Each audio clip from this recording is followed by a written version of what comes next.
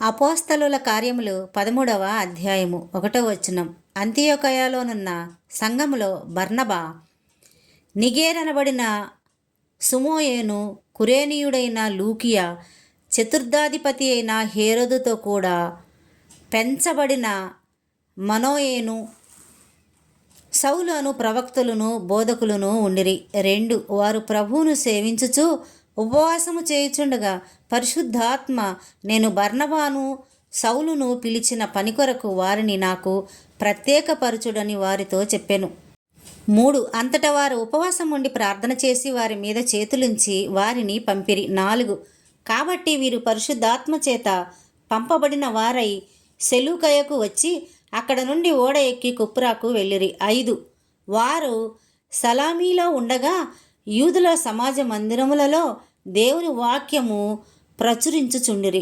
యోహాను వారికి ఉపచారము చేయువాడై ఉండెను. 6 వారు ఆ ద్వీపమందంతటా సంచరించి పాపు అను ఊరికి వచ్చినప్పుడు గారడివాడును అబద్ధ ప్రవక్తయునైన బర్యేసు అను ఒక యూదుని చూచిరి. 7 ఇతడు వివేకము గలవాడైన సెర్గీ పౌలు అను అధిపతి యొద్ద నుండెను. అతడు బర్నబాను సౌలును పిలిపించి దేవుని వాక్యము వినగోరెను. 8 అయితే ఎలుమ ఆ అధిపతిని విశ్వాసము నుండి తొలగింపవలనని యత్నము చేసి వారిని ఎదిరించెను. ఎలుమ అను పేరునకు గారడివాడని అర్థము. 9 అందుకు పౌలు అనబడిన సౌలు పరిశుద్ధాత్మతో నిండినవాడై 10 అతన్ని తేరిచూసి, సమస్త కపటముతోనూ సమస్త దుర్మార్గముతోనూ నిండినవాడా, అపవాది కుమారుడా, సమస్త నీతికి విరోధి, నీవు ప్రభు యొక్క తిన్నని మార్గములు చెడగొట్టుట మానవా. 11 ఇదిగో ప్రభువు తన చెయ్యి నీ మీద ఎత్తి ఉన్నాడు, నీవు కొంతకాలము గురుడ్డివాడవై సూర్యుని చూడకుండు అని చెప్పెను. వెంటనే మబ్బును చీకటియు అతన్ని కమ్మెను. గనుక అతడు తిరుగుచూ ఎవరైనా చెయ్యి పట్టుకొని నడిపింతురా అని వెదకుచుండెను.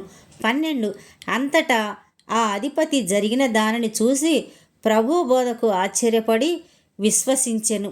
13 తరువాత పౌలును అతనితో కూడా ఉన్నవారును ఓడ ఎక్కి పాపు నుండి బయలుదేరి పంపూలియాలోనున్న పెర్గేకు వచ్చిరి. అచ్చట యోహాను వారిని విడిచిపెట్టి యెరూషలేమునకు తిరిగి వెళ్ళెను. 14 అప్పుడు వారు ఫెర్గే నుండి బయలుదేరి పిసిదియాలోనున్న అంతియోకయకు వచ్చి విశ్రాంతి దినమందు సమాజ మందిరంలోనికి వెళ్ళి కూర్చుండిరి.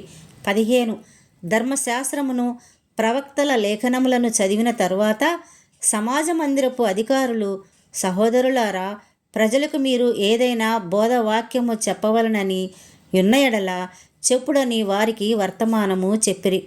16 అప్పుడు పౌలు నిలవబడి చేసైగ చేసి ఇట్లనెను. 17 ఇశ్రాయేలీయులారా, దేవునికి భయపడు వారులారా, వినుడి. ఇశ్రాయేలును ఈ ప్రజలు దేవుడు మన పితరులను ఏర్పరచుకొని వారు ఐగుప్తు దేశమందు పరదేశులై ఉన్నప్పుడు ఆ ప్రజలను హెచ్చించి తన భుజ బలము చేత వారిని అక్కడ నుండి తీసుకొని వచ్చి 18 ఇంచుమించు 40 ఏండ్ల మటుకు అరణ్యంలో వారి చేష్టలను సహించెను. 19 మరియు కానాను దేశంలో 7 జాతుల వారిని నాశనము చేసి వారి దేశములను వీరికి స్వాస్థ్యముగా పంచి ఇచ్చెను. 20 ఇంచుమించు 450 సంవత్సరములు ఇట్లు జరిగెను. అటు తరువాత ప్రవక్త అయిన సమూయేలు వరకు ఆయన వారికి న్యాయాధిపతులను దయచేసెను.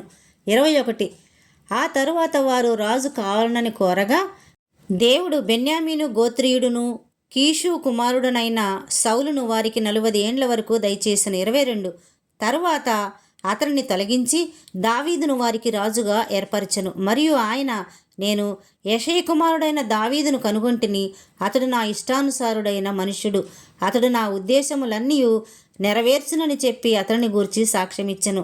23 అతని సంతానము నుండి దేవుడు తన వాగ్దానము చొప్పున ఇశ్రాయేలు కొరకు రక్షకుడగు యేసును పుట్టించెను. 24 ఆయన రాకముందు యోహాను ఇశ్రాయేలు ప్రజలందరికీ మారు మనసు విషయమైన బాప్తిసము ప్రకటించెను. 25 యోహాను తన పనిని నెరవేర్చుచుండగా నేనెవడనని మీరు తలంచుచున్నారు? నేను ఆయనను కాను, ఇదిగో నా వెనుక ఒకడు వచ్చుచున్నాడు, ఆయన కాళ్ళ చెప్పులు విప్పుటకైనను నేను పాత్రుడను కానని చెప్పాను. 26 సహోదరులారా, అబ్రహాము వంశస్థులారా, దేవునికి భయపడువారులారా, ఈ రక్షణ వాక్యము మన యొద్దకు పంపబడి ఉన్నది. 27 యెరూషలేములో కాపురముండు వారును వారి అధికారులను ఆయననైనను ప్రతి విశ్రాంతి దినమున చదవబడుచున్న ప్రవక్తల వచనములనైనను గ్రహింపక ఆయనకు శిక్ష విధించుట చేత ఆ వచనములను నెరవేర్చిరి. 28 ఆయన యందు మరణమునకు తగిన హేతువేదియు కనబడక పోయినను ఆయనను చంపించవలనని వారు పిలాతును వేడుకొనిరి.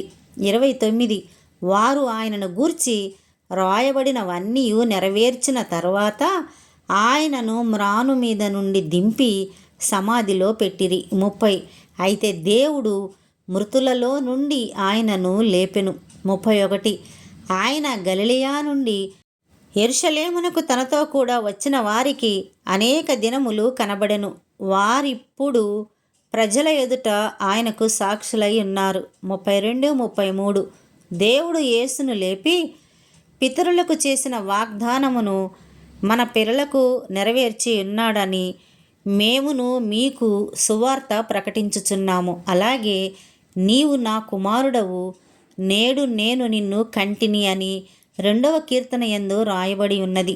34 మరియు ఇక కుళ్ళు పట్టకుండా ఆయనను మృతుల్లో నుండి లేపుటను బట్టి దావీదునకు అనుగ్రహించిన పవిత్రమైన వరములను మీకు అనుగ్రహింతును, అవి నమ్మకములైనవని చెప్పెను. 35 కాబట్టి వేరొక కీర్తన యందు నీ పరిశుద్ధుని కుళ్ళుపట్ట నీయవని చెప్పుచున్నాడు.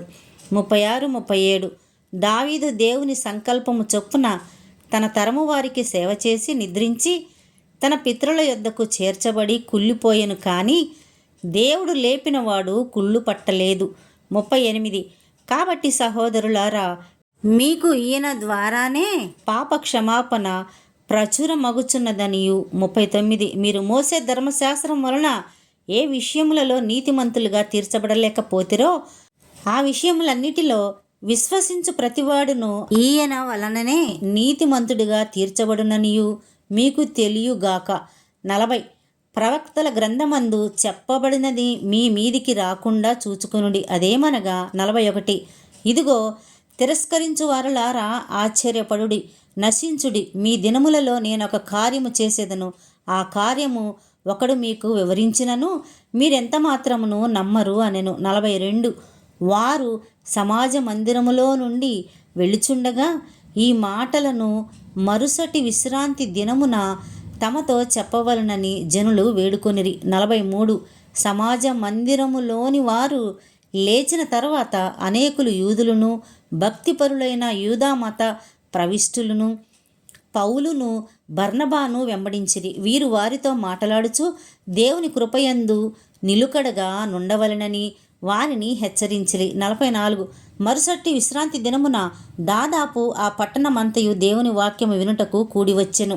45 యూదులు జన సమూహములను చూసి మత్సరముతో నిండుకొని దూషించుచు పౌలు చెప్పిన వాటిని అడ్డము చెప్పిరి. 46 అప్పుడు పౌలును బర్నబాయు ధైర్యముగా ఇట్లనిరి, దేవుని వాక్యము మొదట మీకు చెప్పుట ఆవశ్యకమే, అయినను మీరు దానిని త్రోసివేసి మిమ్మును మీరే నిత్య జీవమునకు అపాత్రులుగా ఎంచుకొనుచున్నారు గనుక ఇదిగో మేము అన్యజనుల యొద్దకు వెళ్ళుచున్నాము. 47 ఏలైనగా నీవు బూదిగంతముల వరకు రక్షణార్థముగా ఉండునట్లు నిన్ను అన్యజనులకు వెలుగుగా ఉంచి ఉన్నాను అని ప్రభువు మాకాజ్ఞాపించెననిరి. 48 అన్యజనులు ఆ మాట విని సంతోషించి దేవుని వాక్యమును మహిమపరిచిరి, మరియు నిత్య జీవమునకు నిర్ణయింపబడిన వారందరూ విశ్వసించిరి. 49, 50 ప్రభు వాక్యము ఆ ప్రదేశమందంతటా వ్యాపించెను గాని యూదులు భక్తి మర్యాదలు గల స్త్రీలను ఆ పట్టణపు ప్రముఖులను రేపి పౌలునకు బర్నబాకును హింస కలుగచేసి వారిని తమ ప్రాంతముల నుండి వెళ్ళగొట్టిరి. 51 వీరు తమ పాదధూళిని వారి తట్టు దులిపివేసి ఇకోనియాకు వచ్చిరి. 52 అయితే శిష్యులు ఆనందభరితులై పరిశుద్ధాత్మతో నిండిన వారైరి.